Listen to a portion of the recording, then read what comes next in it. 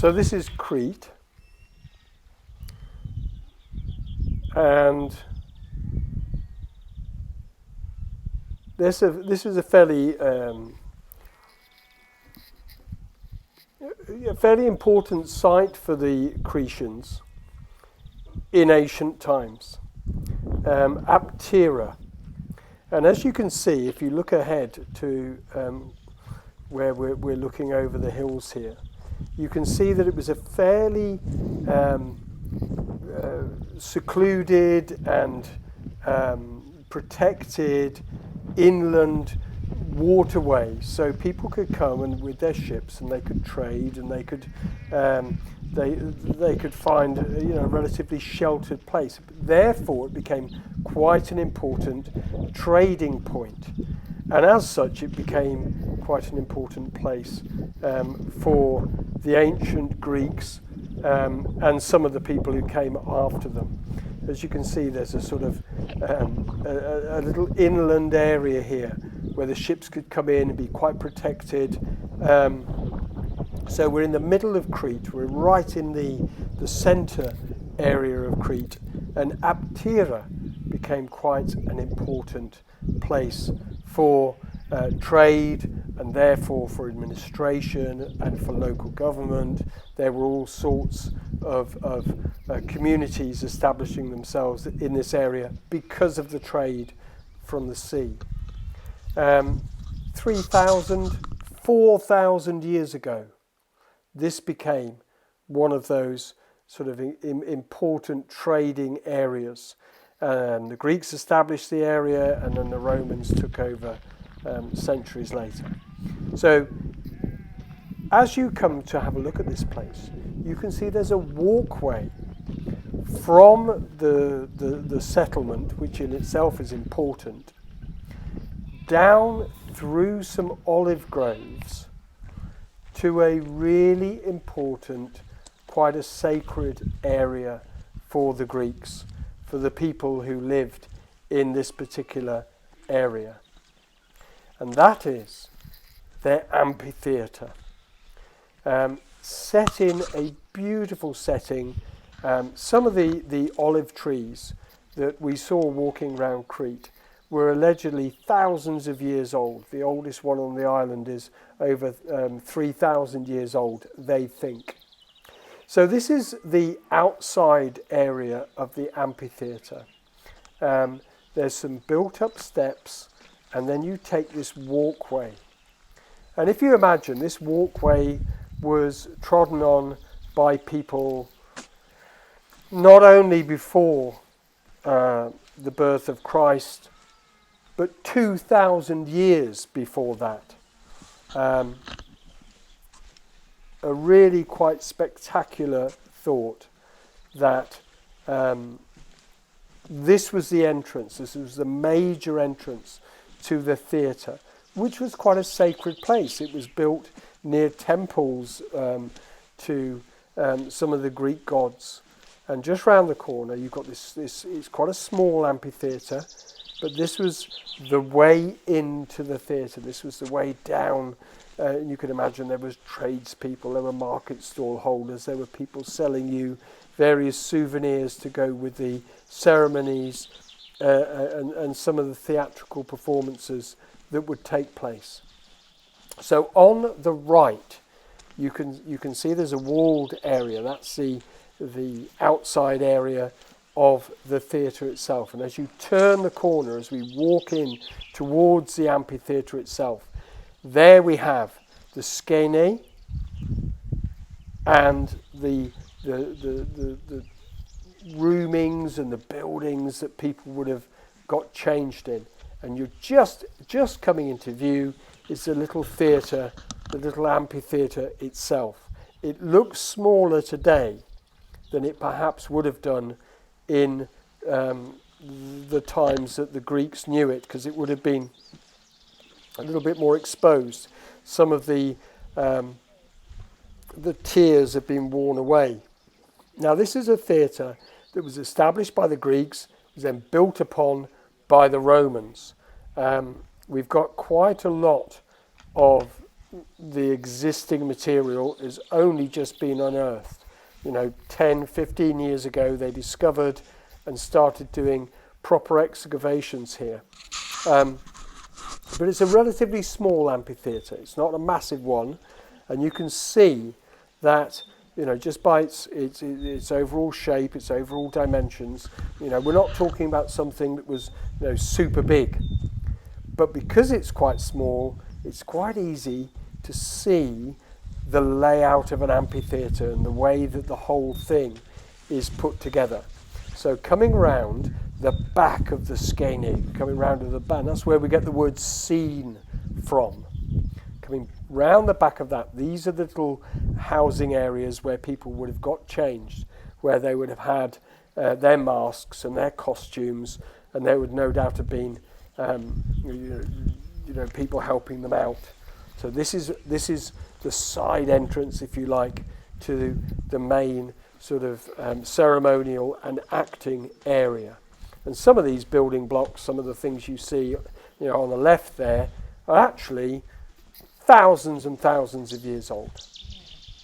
So coming down into the orchestra, coming down into that sort of rounded area, semicircular area with a centre point in there, that's where they would have made their sacrifices to the god Dionysus. They would have made sure that the religious ceremonies took place. This was a place not far from the little temples on the top of the hill, where there would have been a continuation of this sort of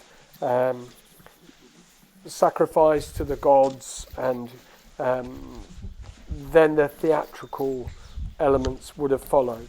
But there you have it. There's all of the sort of houses, whether the tiring houses, the changing rooms, if you like, that they would have used. Quite a small one, this one, but what I like about it is it's quite open, and you can see everything. There's nothing closed off, and it was just as it would have been thousands of years ago. They've done a little bit of reparation to some of the seating areas, but this is where the posh people would have sat, right down near the front, to get a good view. And then you can see that there were tiers upon tiers after that, where people could come and sit. The very top ones have probably now been worn away. They no longer exist, but they can work out that it was quite substantial by the time you got up to the top. And what is really fascinating is it's set in this lovely area where there's lots of greenery, where there's lots of olive trees. Looking down, we were lucky enough to be there in fairly early April, where things were beginning to grow again. And you can see that it's set in a place of quite sort of natural beauty, surrounded by these olive trees, which were traditionally the fruit of life for Cretan people, for Greek people. They got all sort of living products from olive oil. They got cooking oils, eating oils, but also the olive trees themselves were a source of real nourishment for the whole community. They were selling the wood. They were making sure that the not only the cooking but the sort of heating materials were available. Olive oil is used for all sorts of different things in Greek society. And there you have it. There you have that sort of view from right up above, where the original tiers, certainly in Roman times, that would have been looking down towards a landscape. You can't quite see them in the clouds, but there's mountains behind, providing a sort of backdrop, providing a scenery for everything that's going on. So looking down, you can see that there's a natural acting area. There's a natural performance area in the middle, which is where we get our name orchestra from. This was the orchestra, and it was there where the chorus would perform. The chorus would come out and actually do their dances and their ceremonial work initially, and that became, as things moved on, much more a theatrical performance, people would start talking. And we have the tradition of Thespis, the very first Greek actor to step out of the chorus and start to take on a role, where we get our word thespian from. Thespis, the very first sort of Greek actor. And you can imagine Thespis standing right in the middle there, right in the centre of the orchestra, talking to the people around. And there is a natural sort of resonance that comes from that particular shape. It really does work. You can stand in the middle there and your voice will resonate around, partly because there's that sort of semicircular construction, but also because there's irregularities in the brickwork, in the stonework that surrounds you, and the sounds sort of bounce off, but they bounce off in a way that resonates. In some of the bigger theatres, they actually put in great big sort of cylinders of resonators that they built so that they were exactly the right sort of size to amplify and enhance the sound of the actors' voices. There wouldn't have been any need for that in a theatre of this particular size, because it's so compact, it's so sort of treasured away in the hillside. But there you have it. There's the amphitheatre itself, the traditional amphitheatre shape, which we still have today. You look at the National Theatre, the Olivia Theatre, for example, is based on an amphitheatre. And there's Mrs. Bliss, sort of standing in the middle and trying out her voice. And she can tell, even there, even at relatively low volume, she's not projecting her voice at all, that it was resonating. It was pushing out, and even if she moved to the sides, she was still getting that sort of resonating voice from what she was doing. So from an actor's point of view, you're very close to your audience. You can move even closer if you want to. You are enclosed by your audience, and then there's a backdrop with the scaney there. There's a backdrop available. There would have been pillars, and there would have been the opportunity to put some scenery in place should they have wanted to. So the entrance was usually at the side, and usually go down. But they'd also have special effects. They'd have pulleys. I don't know whether they would have actually charged for these sort of things. Maybe on some occasions they did, but it would have been more of a religious event. Going to the theatre was a chance for you to cleanse your soul. It was a chance for you to reflect upon the year that had been, the year that was coming, and to witness a theatrical event that made you emotionally react to what you were seeing. This is what we call a catharsis. So if you have an emotional reaction to what you see and what you hear, that was what was considered to be very healthy for you. It was really often that theatres were situated near temples, near places where there was a chance for you as a human being, as a member of the audience, as a member of the public, to actually benefit from the overall experience. Now this is the outside here. Now I had a look at some of the literature, and they're not sure what these steps were actually for. They could have been a grand entrance to the back of the theatre where you could go and sit.